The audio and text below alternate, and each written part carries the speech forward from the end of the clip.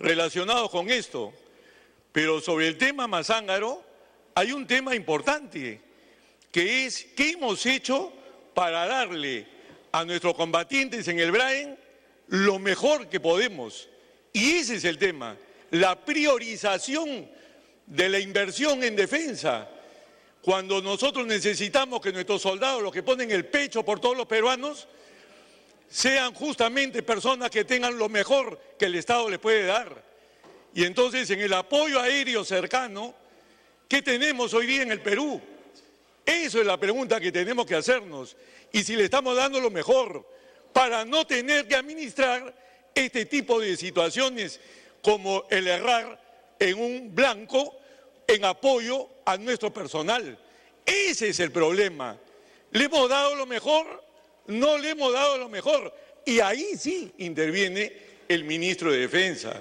Entonces, este es un tema que requiere la máxima prioridad, en la cual todo lo que hagamos en el BRAE, en las inversiones de defensa, debe tener la máxima prioridad y no los supuestos. Los supuestos valen, pero no están por encima de los hechos. Y eso es un tema fundamental a la hora de la planificación en tema de defensa. Por otro lado, señor ministro, ¿cómo es posible que en un país como el Perú se esté violentando el espacio aéreo todos los días? Eso no sucede hoy día en el planeta Tierra. Eso no sucede. Desde el 11 de septiembre del año 2001, todas las naciones de este planeta, todos han puesto la máxima prioridad para evitar los vuelos no autorizados. Se vio el tema de las Torres Gemelas. Eso le enseñó a todo el mundo lo que se debe hacer para cuidar el espacio aéreo.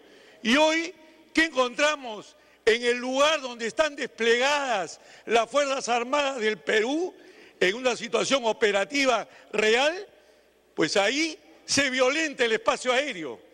Es algo increíble, algo que no podría creerse. Y eso es lo que viene sucediendo. 4 vuelos diarios, es lo que se está hablando.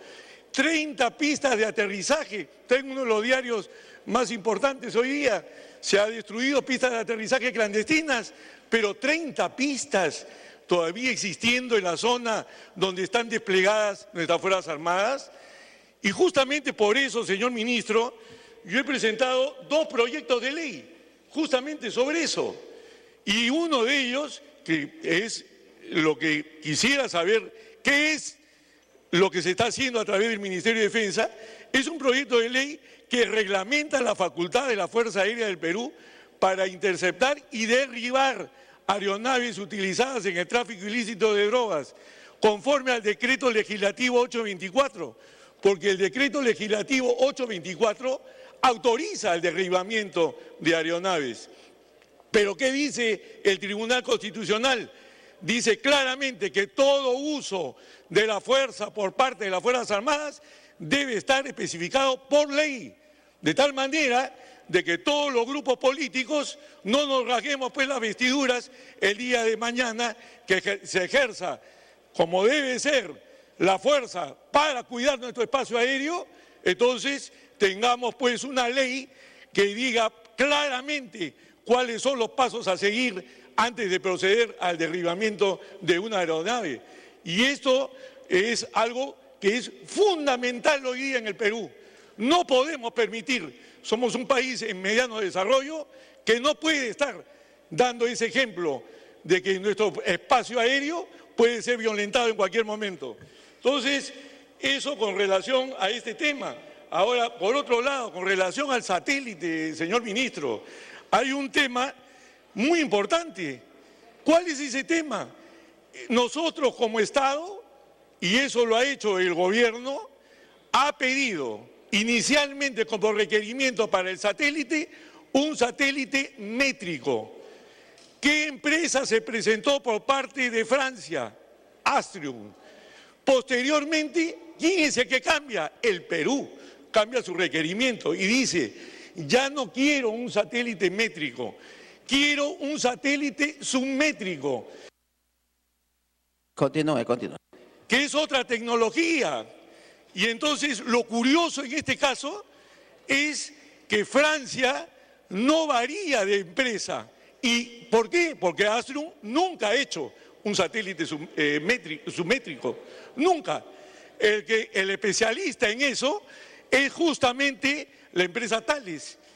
Nos llama la atención de que no haya variado a esa empresa cuando el requerimiento ha variado. Y entonces eso es un tema que quisiera que el ministro nos lo responda.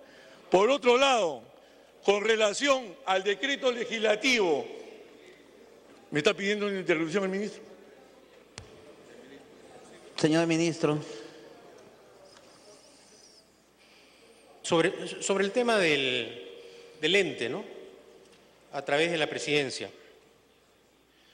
El requerimiento del satélite submétrico es de CONIDA. Y como señala el congresista Tubino, es una solicitud de la Fuerza Aérea. El Estado peruano abre la posibilidad de la modalidad de contratar de gobierno a gobierno con varios países. Porque gobierno a gobierno no es con la empresa, como se ha mencionado acá, es con el Estado. Es más, hay casos de gobiernos que están involucrando a sus parlamentos nacionales para que modifiquen su legislación para poder suscribir acuerdos de gobierno a gobierno con el Estado peruano. Y en el caso del lente submétrico, si bien es cierto, como usted señala, señor congresista Tubino, Thales es una empresa que fabrica lentes, el problema es que solo fabrica lentes, no garantiza el lanzamiento y la puesta en órbita del satélite. Y esa garantía el Estado peruano la exige ¿a quién? No a una empresa, la exige al Estado con el cual está firmando ese acuerdo de gobierno a gobierno. Tampoco es cierto, señor congresista, que la empresa a la cual usted se ha referido no haya lanzado satélites con lentes submétricos. Hay un sector de la prensa que no sé por qué razones permanentemente sostiene que no ha hecho ese lanzamiento. Y la empresa, garantizada por el Estado francés, sostiene que ya hay en órbita 5 satélites con ese lente submétrico. Ahora, aún no se ha cerrado el acuerdo, está en la etapa de la definición final. Si esa empresa desea consorciarse con la otra empresa, esa puede ser una posibilidad, pero es un tema ya de carácter económico y financiero. Pero ante el Estado peruano no va a responder la empresa, que ese es el gran problema que han habido con las adquisiciones, en muchos casos, señor congresista, a través de la presidencia, como usted sabe. Se han comprado a empresas y luego esas empresas han vendido material que no ha servido al Estado peruano y no ha habido una garantía de fiel cumplimiento. Ahora no. La garantía de un gobierno a gobierno es que el Estado con el cual se contrata garantiza el producto. Y es un compromiso de Estado, no es un compromiso entre el Estado y una empresa. Hay una mayor garantía, por lo tanto, para la operación. Y de otro lado, señor congresista, a través de la presidencia, así como ustedes cuestionan, preguntan respecto a algunos aspectos relacionados a las operaciones de gobierno a gobierno, nosotros estamos, señor presidente, haciendo tratos con gobiernos de sólida tradición democrática. ¿Usted cree, señor congresista, a través de la presidencia, que si la Asamblea Nacional Francesa toma conocimiento de una denuncia que está haciendo el Parlamento Nacional, la oposición al gobierno francés no va a investigar los alcances de ese acuerdo de gobierno a gobierno? Por supuesto. Y esa es una mayor garantía de un acuerdo de gobierno a gobierno, porque no solo hay la fiscalización pública que se hace, sino también la fiscalización que los procedimientos democráticos permiten entre el Estado peruano y el otro Estado contratante.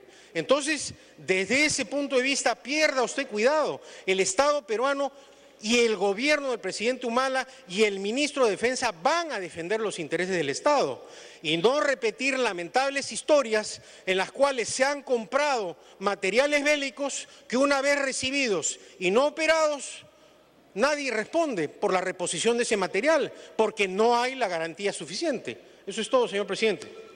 Congresista Turino, continúe.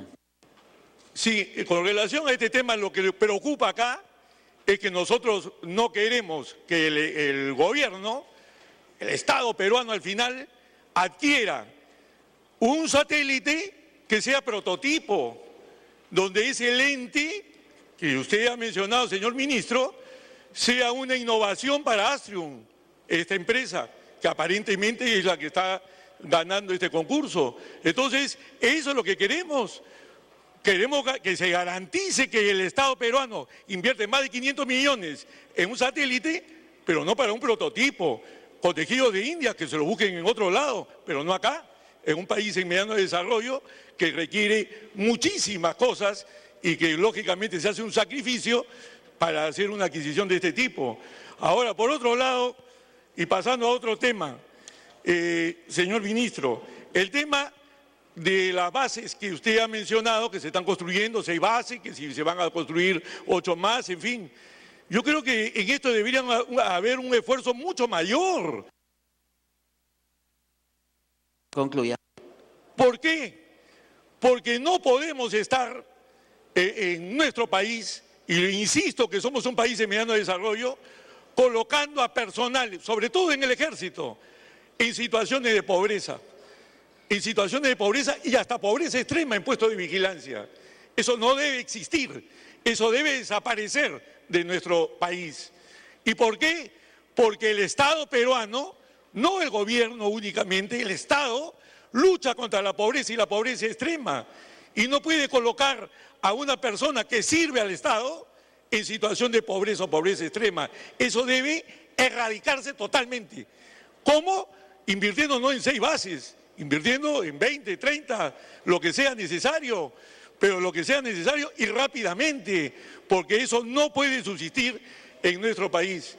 Y finalmente, señor ministro de Defensa, quisiera decirle lo siguiente, en relación a la forma... Culmine. Sí, para terminar. En la forma de pechar a los grupos políticos, yo creo que el ministro de Defensa no es el ministro para hacer eso. ¿Por qué? Porque usted es el representante político de las Fuerzas Armadas. Usted pasa inspección a las tropas lo ven a usted como una persona inalcanzable. Usted no puede estar supeditado a que le insulten. Y eso no debe suceder con un ministro de Defensa.